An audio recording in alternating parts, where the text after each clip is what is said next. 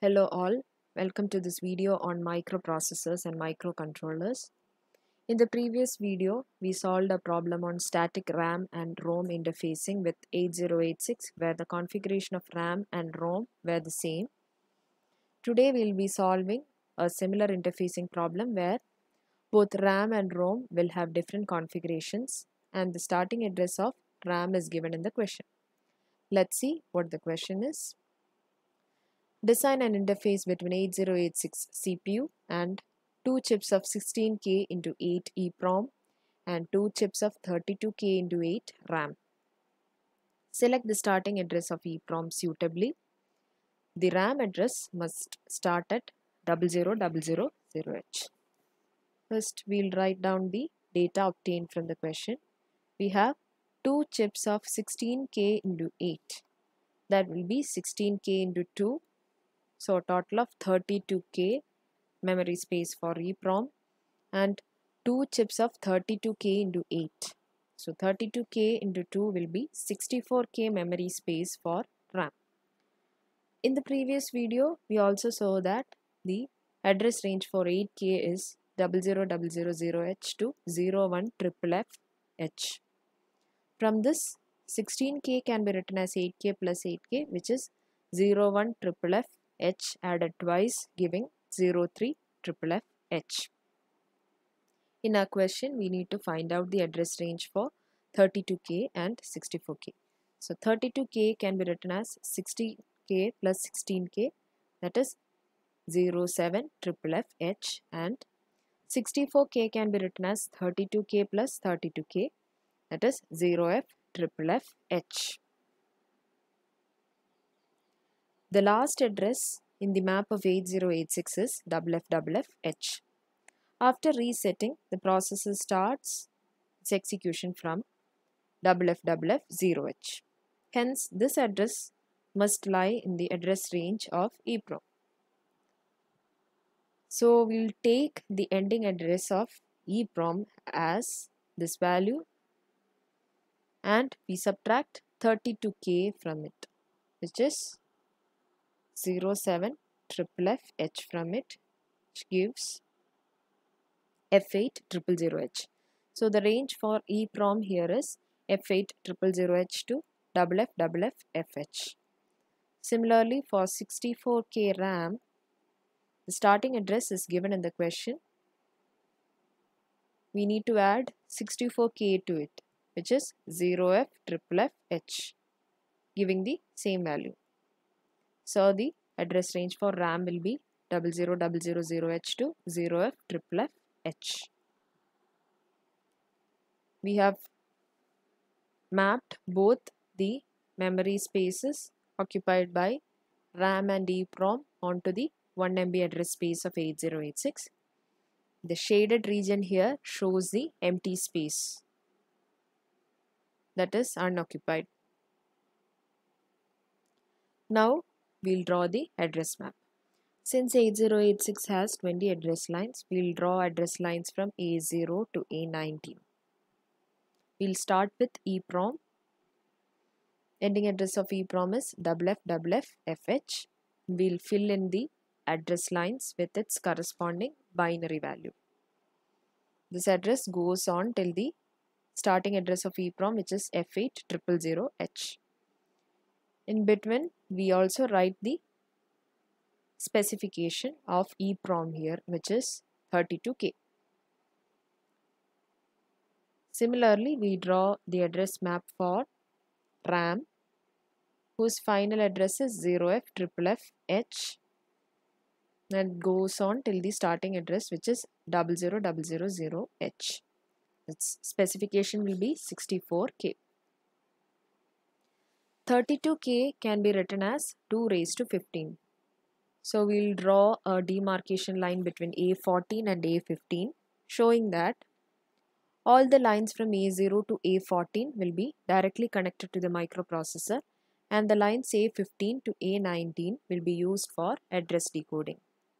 Similarly, 64K can be written as 2 raised to 16. Here we'll draw a demarcation line between A15 and A16, showing that the lines A0 to A15 will be directly connected to the microprocessor, and lines A16 to A19 will be used for address decoding. Also note that we observe a particular pattern in this address map such that the lines A15 to A19 in case of EEPROM is always 1, and the lines A16 to A19 for RAM is always having a value 0.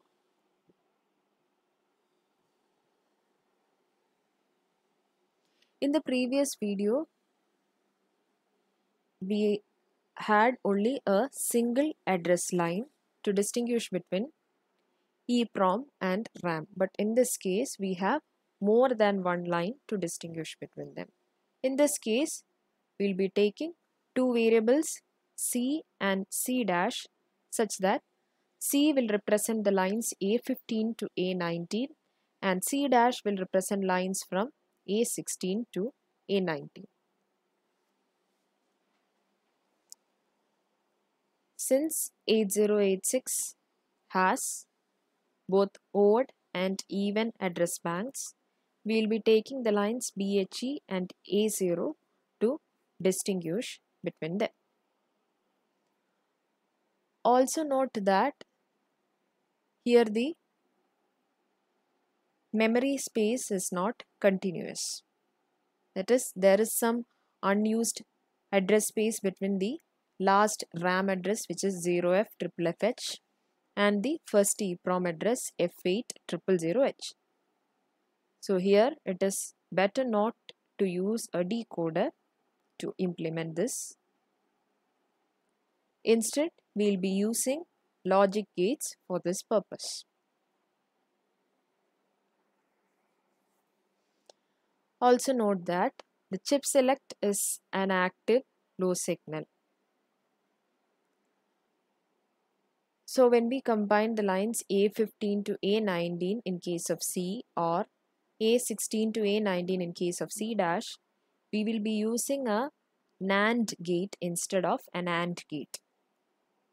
So when we expect a high output for AND, in case of NAND, we will be expecting the output 0 because NAND is the negation of AND gate. We'll first draw a chip selection table which consists of BHE, A0 and C because we are beginning with EEPROM. And we'll write all the combinations of BHE and A0 which are valid except when both are 1, the case in which no data will be selected. And we'll be taking the cases only when the value of C is 0. Now, when both BHE and A0 is 0, it means both the odd and even banks will be selected. So the chip select values will be 0 instead of 1 because we are using NAND gates. When BHE is 0 and A0 is 1, it means an odd bank has been selected. So CS1 will be 0 and CS2 will be 1. When BHE is 1 and A0 is 0, it means an even bank has been selected. So CS2 will be 0 and CS1 will be 1. Here CS1 will point to the odd bank of EEPROM and CS2 will point to the even bank of EEPROM.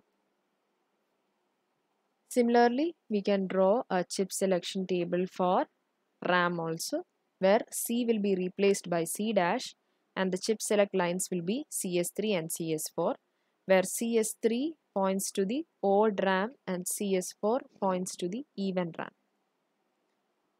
Here also, when both BHE and A0 is 0, both chip select lines will be 0, and when BHE is 0 and A0 is 0, the chip select line 3 will be 0 and CS4 will be 1, and when BHE is 1 and A0 is 0, then the chip select line 4 will be 0 and CS3 will be 1. From the table, we can obtain the values for all the 4 chip selects. So CS1 can be taken when its value is 0. We have 2 combinations for it. We can note that the value of C and BHE is the same for both, whereas the value of A0 is changing. So CS1 can be taken as a combination of both C and BHE. So CS1 is C plus BHE.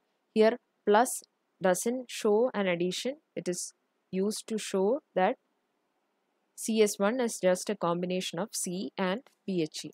Similarly for CS2, we will have C plus A0. CS3 will be C dash plus BHE and CS4 will be C dash plus A0. Now we'll move on to designing the interface. First of all, we need to represent what C and C dash is.